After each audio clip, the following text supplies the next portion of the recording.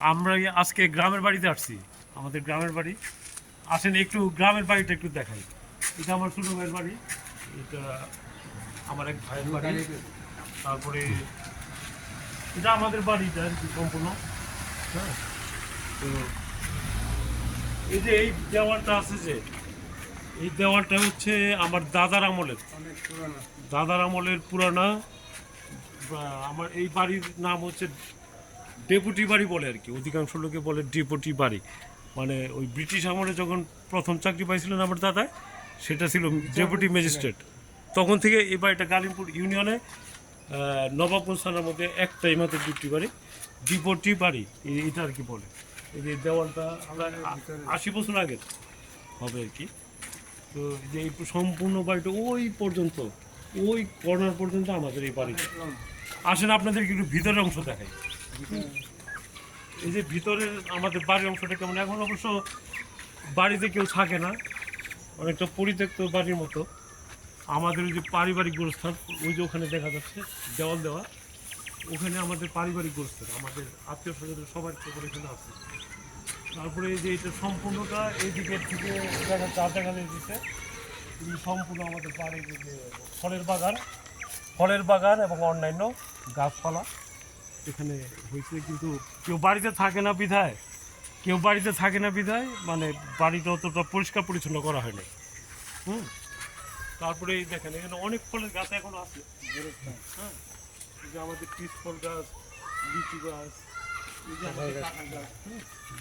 তারপর দেওয়া গাছ, অনেক গাছ আছে, সজনে গাছ। হ্যাঁ, এই যে আম গাছ, বড় বড় আম গাছগুলি আছে, এখনো প্রচুর আম আছে গাছে। আমগুলি পেকে যেখানে পড়ে আছে, কেউ খাওয়ার লোকও নাই। আর এই ঘরটা হইতেছে আমাদের অনেক পুরানা ঘর। এইটা প্রায় 150 বছর আগের ঘর, মানে আমার দাদার বাপের হাতের ঘর। সে আমলে এই অঞ্চলে নাকি এরকম ঘরও একটা ছিল না। হ্যাঁ, এখন তো এটা মানে পরিত্যক্ত, কেউ থাকে না। কিন্তু এই ঘরটা অনেক পুরানা, সেই বিধায় আর কি এই ঘরটার অনেক মূল্য আর কি আমাদের কাছে।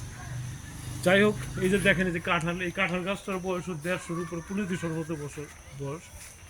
প্রচুর কাঁঠাল এখনো ঘরে। মেন যে গাছটা ছিল সেটা মরে যাওয়ার পরে ওইটা গুঁড়ার থেকে আবার এটা জ্বালাইছে এই গাছটা। হ্যাঁ, আর এই যে এখানে আরেকটা কবর আছে, এটা হচ্ছে আমাদের দাদার কবর। উনি গালিমপুর রহমানিয়া উচ্চ বিদ্যালয়ের প্রতিষ্ঠাতা, উনার বাবা আর কি হবিবুর রহমান খন্দকার, উনার বাবার আর কি এই কবরটা। এবং ওই এরপরে আরও 2টা বাড়ি সহকারে উনি মালিক ছিলেন আর কি। হ্যাঁ, এই আর কি সংক্ষিপ্তভাবে বলতে গেলে আমাদের বাড়ির যে পরিচয় আপনাদের দেখালাম।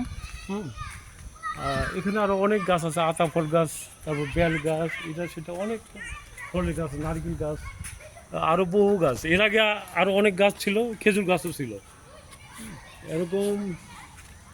ওই যে ওখানে দেখা যেতেছে বড় বড় নারকেল গাছ, তারপরে আম গাছ, নিম গাছ, এগুলি এই যে নারকেল গাছগুলি সবই আমাদের বাড়ি। তারপরে এই যে এখানে যে পুকুর, 2টা পুকুর ছিল। এখন আমাদের অন্যান্য যারা শরিকরা আছে তাদেরকে আমরা এগুলি বুঝাই দিছি, তারা এখন ভরাট করে এখানে বাড়ি ঘর করার জন্য প্রস্তুতি নিতেছে।